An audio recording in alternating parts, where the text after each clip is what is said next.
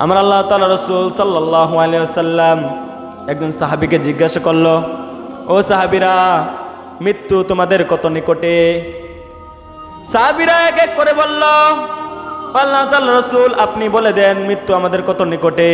আমার আল্লাহ তাআলা রাসূল বলল, ও সাহাবী তুমি বলো মৃত্যু তোমাদের কত নিকটে। একজন সাহাবী দাঁড়িয়ে বললেন, ও আল্লাহ তাআলা রাসূল, মৃত্যু মানুষের এত নিকটে যে আমরা ফজরের নামাজ আদায় করব, জোহরের নামাজ আদায় করার সুযোগ পাবো না। তারপর বলল, ও আল্লাহ তাআলা রাসূল, আমরা জোহরের নামাজ আদায় করব, আসরের নামাজ আদায় করার সময় পাবো না। আমরা আসর আদায় করব, তেমনিভাবে মাগরিবের আদায় করার সময় পাবো না। আমরা মাগরিবের নামাজ আদায় করব, মাগরিবের নামাজের পর ইশার নামাজ আদায় করার সময় পাবো না।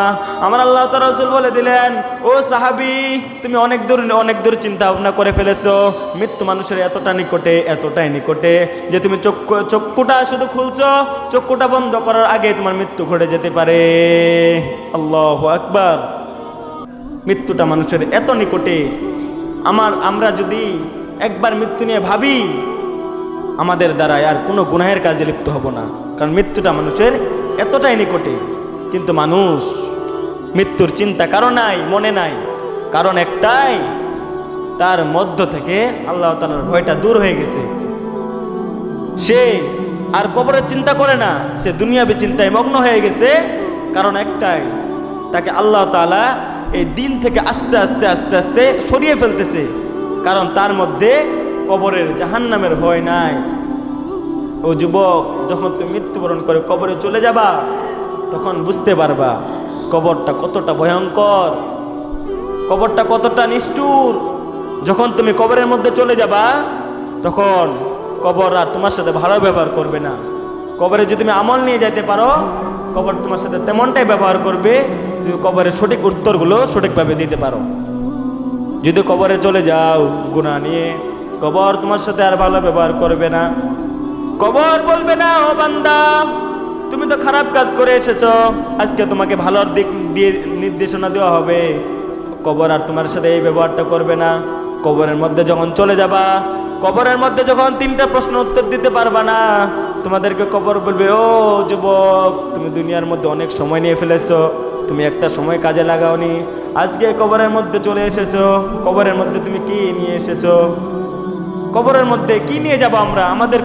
আমরা পাপ করতে করতে পাহাড় সমতুল্য গুনাহ করে ফেলেছি। আমাদের পাপের দিকে তাকাইলে আমরা জাহান্নাম ছাড়া কিছুই দেখি না। আমরা এত পরিমাণ পাপ করে ফেলেছি, পাপ করে আমরা আল্লাহ তাআলার কাছে ক্ষমাও চাই না। কিন্তু সেই যুবক অনেক গুনাহ করার পরেও আমার আল্লাহ তাআলার কাছে ক্ষমা চাইছেন, কিন্তু আমার আল্লাহ তাআলা তো দয়াবান। আমার আল্লাহ তাআলা সেই যুবককে মাফ করে দিয়েছেন। সেই যুবক আমার আল্লাহ তাআলার কাছে এমনভাবে মাফ চাইছে, আল্লাহ তাআলা তাকে মাফ করে দিয়েছে পাহাড় সমতুল্য গুনাহ। যুবকের এত পরিমাণ গুনাহ ছিল, হযরত হাসান বসরি রাহমাতুল্লাহি আলাইহি, তার মা হাসান বসরি রাহমাতুল্লাহি আলাইহির কাছে তার মা গেল, বলল, আমার সন্তান মৃত্যুর যন্ত্রণায় ছটফট করতেছে, ও হাসান বসরি রাহমাতুল্লাহি আলাইহি, আমার সন্তানের আপনি জানাজা নামাজের ইমামতি করবেন। হাসান বসরি রাহমাতুল্লাহি আলাইহি বলল, আমি সেই যুবকের জানাজা নামাজের ইমামতি করতে পারবো না, কারণ সে গুনাহগার যুবক।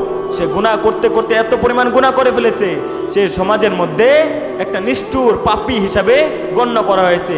সেই যুবকের জানাজার নামাজের ইমামতি আমি করতে পারবো না। ঘুমের মধ্যে হযরত হাসান বসরি রাহমাতুল্লাহি আলাইহি স্বপ্ন দেখলেন। হযরত হাসান বসরি রাহমাতুল্লাহি আলাইহি স্বপ্ন দেখলেন, বলতে লাগলো, ও হাসান বসরি রাহমাতুল্লাহি আলাইহি, যে যুবকের জানাজার নামাজ তুমি পড়াতে যাচ্ছ না, সেই যুবক এমন কোন যুবক না, সে অনেক পাপী বান্দা, পাপী যুবক। এমনভাবে আমার আল্লাহ তাআলার কাছে মাপ চাইছে। আমার আল্লাহ তাআলা সে সন্তানকে সাহাবীদের খাতার মধ্যে লিপ্ত করে দিয়েছে। তাহলে আমরা কতটা গুনাহগার বান্দা যে আমরা আল্লাহ তাআলার কাছে মাপ চাইবো না? আমরাও তো অনেক গুনাহ করে ফেলেছি। আমাদেরকেও একদিন না একদিন কবরে চলে যাইতে হবে, কিন্তু কবরের মধ্যে যাওয়ার আগে আমাদের পাপগুলো, আমাদের গুনাহগুলো, এগুলো সব মাফ করে নিয়ে কবরে যাইতে হবে। কারণ কবরটা অনেক ভয়ঙ্কর, যে কবর একবার চলে যায় সে আর ফিরে আসতে পারে না। আমার আল্লাহ তাআলা বলে দিলেন, ওয়াকাদা রাব্বুকা আল্লা তা'বুদু ইল্লা ইয়্যাহু ওয়া বিল ওয়ালিদাইনি ইহসানা, তোমরা মা বাবার খেদমত করো এবং মা বাবার কথা মতো চলো। একজন মা সন্তানের জন্য সবসময় দোয়া করে, আমার সন্তানটা যেন একদিন হক্কানে হাফেজ আলেম হয়ে আমাদের জানাজা নামাজের ইমামতি করতে পারে। একজন মা সবসময় এটাই চায় যে কখন আমার সন্তান একটি মানুষের মতো মানুষ হয়ে আমার জন্য দোয়া করবে। কারণ যখন আম্মা যান, কারো বাবা যান, কবরে চলে যায়, তখন সে বুঝতে পারে মা হারানো কতটা বেদনা, বাবা হারানো কতটা বেদনা। আসুন আমরা সকলেই মা বাবার জন্য, মা বাবার কথা মতো চলে এবং কুরআনকে বিশ্বাস করে জাহান্নামকে ভয় করে আমরা দিনের পথে ফিরে আসতে পারি।